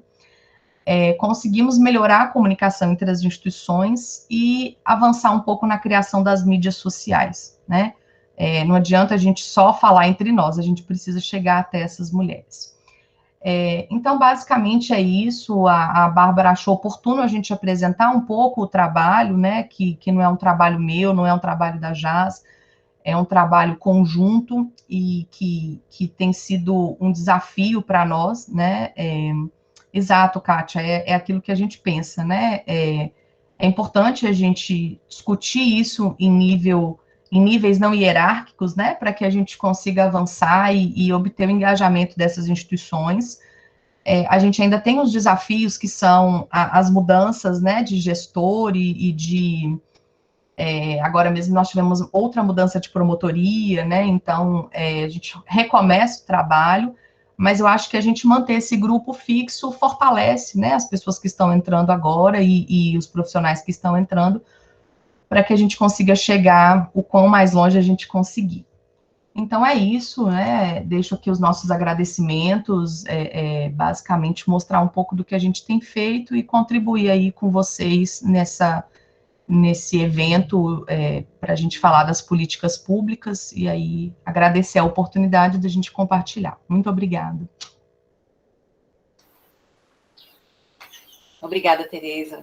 Novamente agradeço a todas as falas. É importantíssimo como intersecção não deve ser tão somente uma postura que oriente nossas vertentes teórico-metodológicas, e sim nos instigue a práticas que não, né, que devem ser dialogadas. Vocês falaram de muitas a respeito do engajamento, e eu achei muito interessante como, em tese, mesmo na formação médica, há essa observação sobre a individualização dos códigos de cada corpo para construir um determinado protocolo, respeitando determinadas referências já existentes. No entanto, e entretanto, se sabe que protocolos, referências, de certo modo, já são dominantes, hegemônicos. Gostaria que vocês, então, comentassem como uma fala final. Pessoal, fiquem à vontade, caso queiram colocar algumas questões específicas, mas devido ao tempo, eu peço para que vocês se sintam à vontade, cada uma de vocês, em relação a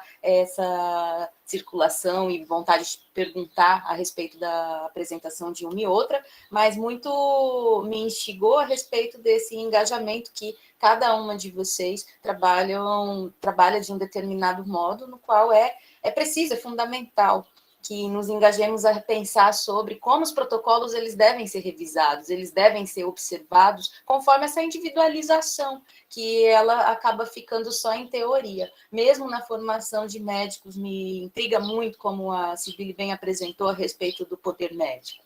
né?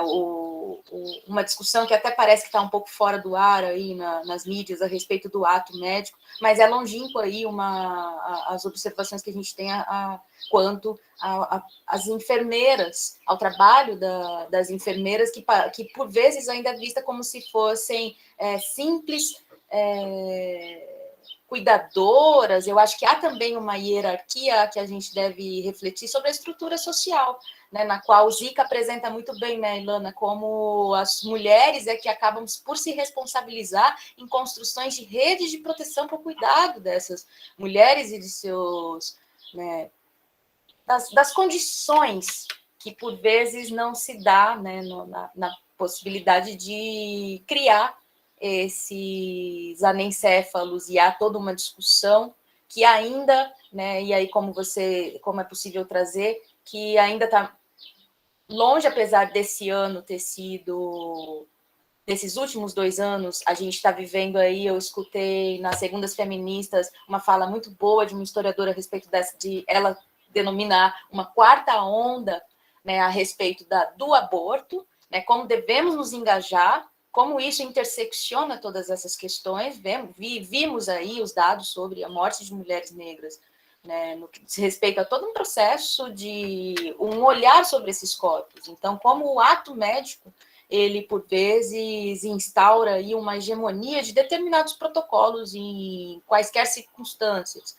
Como vocês apresentaram várias circunstâncias, e muito me intriga, né, como essa hierarquia ainda se mantém, e por isso eu penso como é fundamental que a gente se posicione, para pensar nessa dualidade que parece que se mantém, né, entre proteção e opressão, como bem disse a Elaine. Então, eu quero que vocês se sintam à vontade para pensar, né, como ainda há uma responsabilização de modo individual, né, sobre as mulheres. A discussão do Estatuto do Nastur está aí, né, opondo essas diferenças que diz respeito a esses atravessamentos fundamentais, que se trata da individualização. Então, como eu disse, fica em tese, fica em teoria, na formação médica também, né, que eu tenho estudado um pouco disso, se fala tanto individualização, no entanto, essa intersecção não aparece como deve, né, para a gente pensar cada caso e ter também protocolos diferenciados conforme as diferentes situações. Fiquem à vontade para falar, cada uma de vocês, dessas diferentes apresentações, mas que, sem dúvida, e agradeço, me sinto honrada de ouvir essa intersecção, né? Nós tivemos aqui uma apresentação que é interseccional, né? Cada uma das apresentações e entre elas. Abra o microfone, peço para abrir câmeras, quem se sentir à vontade, que eu vou fazer prints da tela para que a gente marque um registro bastante importante desse evento que está sendo muito lindo. As pessoas estão elogiando, nossos diálogos estão sendo muito, né, muito potentes, no sentido de a gente saber que a gente necessita mais tempo para dialogar questões muito complexas. Ô, Dali, fez igual eu ontem. Ontem eu fiquei tão empolgada que eu prolonguei. É muito bom, foi muito bom. Está sendo excelente. Estou muito instigada, assim, a gente sente vontade de fazer, mas necessitamos trabalhar diante de tanta frente, né? A gente trabalha tanto, a gente, por vezes, não tem tempo de compartilhar, mas o engajamento está acontecendo. Fico muito feliz, né, no trabalho de cada uma. Eu fiquei, se posso até comentar, mais Tereza, né? Eu fiquei bem, assim, impressionada, né, Tereza, com o trabalho que vocês já desenvolveram, assim, do meu lado, basicamente, né? E eu penso muito, porque a minha parte lá, especificamente do parto e tal, é muito difícil de fazer essa rede, né? E eu acho que o maior desafio para mim, localmente, em Montes Claros, né, que eu estou falando disso, seria assim, como é que a gente pode fazer essa rede para as mulheres realmente terem um lugar de acolhimento dessas queixas delas, e como a gente consegue produzir isso numa coisa produtiva, né? Porque eu não estou querendo, né, acabar com os médicos, que isso aí não vai levar a nada.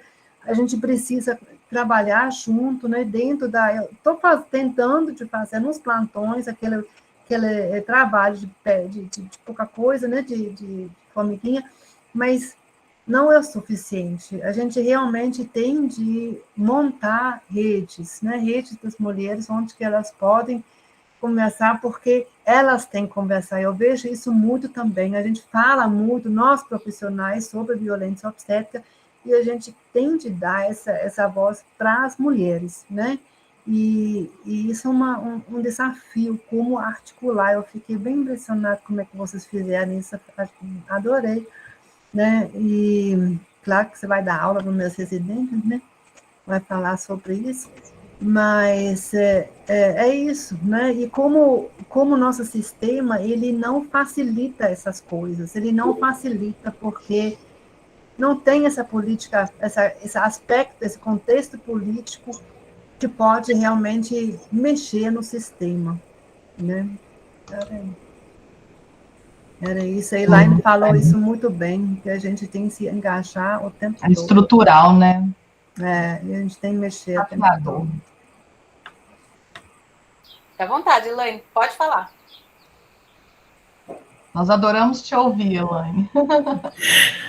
Eu concordo com a Cibeles que falou agora sobre as redes, né? Mas lembrando que eu sou educadora e nós todas somos, eu penso também na formação.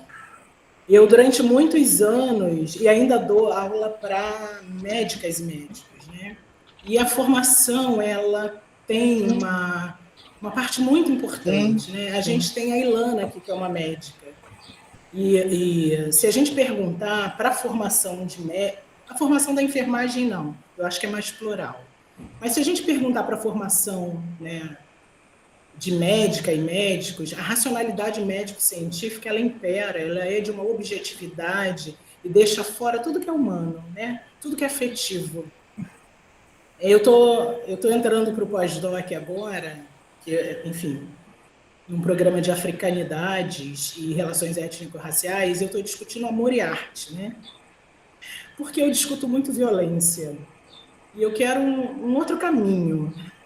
Então, eu estou discutindo o quanto o amor nos afeta e a arte nos liberta, para discutir o amor entre mulheres, né? O amor entre mulheres negras. E ontem eu recebi uma resposta, né? Por acaso, eu estava num outro contexto, conversando com uma mulher branca, e eu perguntei isso para ela, e ela me respondeu. Ela falou: Elaine, isso ressoou para mim a noite toda, eu não dormi. E ela me deu uma resposta. E eu achei a resposta dela linda, né? Ela falou: isso ficou dentro de mim. E eu acho que é um pouco o caminho, né? Tatiana Nascimento, que é uma mulher negra, é uma multiartista do Distrito Federal, ela criou uma frase que há 2 anos, na Marcha das Mulheres, isso é um slogan, né? O amor como uma tecnologia de guerra. E eu estou acreditando nisso, né? Nessa possibilidade do amor que nos afeta. E como isso pode ser um caminho para a gente mudar as nossas relações. Que me remete de novo para a questão da rede e para a questão da formação.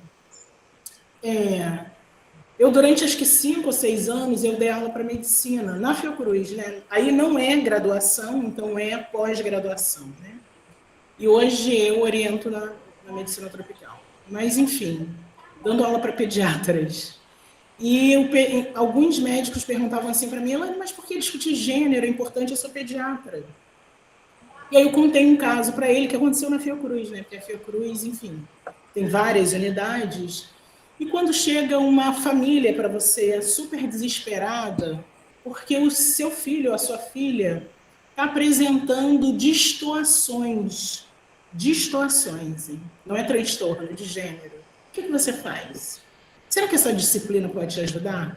Porque vai te procurar para você orientar essa família. E a gente não está discutindo doença, porque eu parto do princípio que isso não é doença, né? Você tem uma criança que olha para o espelho e ela se vê de uma outra forma, diferente que todas as pessoas a veem.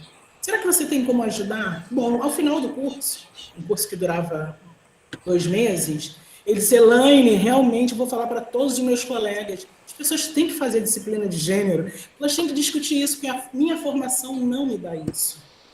E aí eu acho que é onde a gente pode operar essa afetação, né? E acho que essa afetação vem de uma compreensão de que tem outras lógicas que a gente pode se apropriar.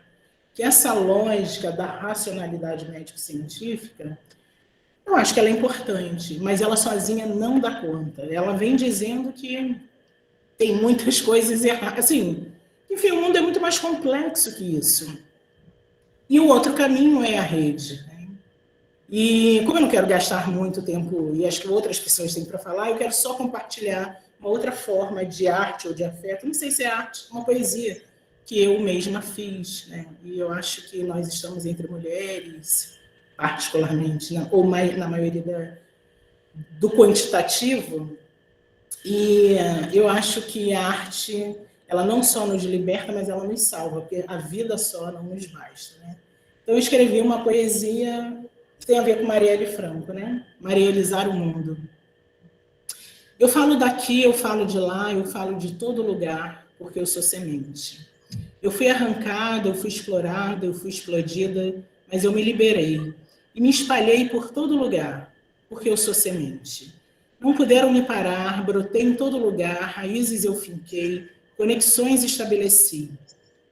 Com mulheres negras aquilombei, com mulheres negras decidi, com mulheres negras assumi que somos sementes, e a tudo vamos conquistar. E juntas vamos produzir, pois nosso futuro é transformar, marielizar o mundo que é o nosso lar. E como é que a gente faz isso? Através das conexões e das redes que a gente pode construir. Mas a gente pode construir isso com todas as mulheres e com todas as pessoas que quiserem, né? E aí eu convido os homens que quiserem sair dessa masculinidade tóxica para construir um mundo que seja possível para todas as pessoas. E muito obrigada, já me despeço e amei estar aqui com vocês. Uhum. Eu vou falar rapidamente, porque eu corroboro muito dessa opinião sua, Elaine, de que é muito importante a gente começar a discutir essas demandas na academia. Né? Eu vejo o quão difícil é nós discutirmos essas questões quando essas pessoas, quando essas mulheres, quando esses profissionais, eles já se formaram. Né? Aquele residente que chega formado, aquele profissional que chega formado para nós, isso precisa estar na base, né? Isso precisa ser discutido na base da formação médica. Nós discutimos muito em Uberlândia a questão da objeção de consciência, e vimos o quanto isso precisa ser discutido na formação básica, né? Na formação profissional desses profissionais da área médica, principalmente, porque, como você colocou, a enfermagem tem um olhar mais multidisciplinar, os outros, né, outros cursos também. O direito também precisa ter essa perspectiva, né? As pessoas que estão engajadas nas decisões precisam ter essa perspectiva dentro da universidade. A gente tem que tirar esse olhar né, dogmático de ver as coisas e pensar numa sociedade mais múltipla, mais ampla, mais holística, e é inevitável a gente pensar nessa perspectiva. Então, super corroboro, agradeço já me despedindo, né, a oportunidade da gente estar junto, Daliana, obrigada pelo convite, e maravilhosa sua poesia, compartilha conosco, Elaine, para que a gente possa...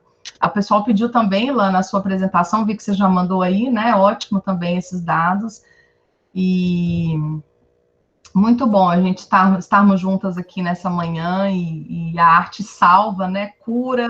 Outro dia eu vi uma pesquisa falando de medicina baseada em empatia, e eu achei o máximo, né, quando a gente começa a olhar para o óbvio de forma diferente. Então, muito obrigada. Eu só vou agradecer rapidamente, que eu sei que já estourou o tempo, só quero agradecer muito, muito mesmo. Foi uma honra e um prazer estar aqui.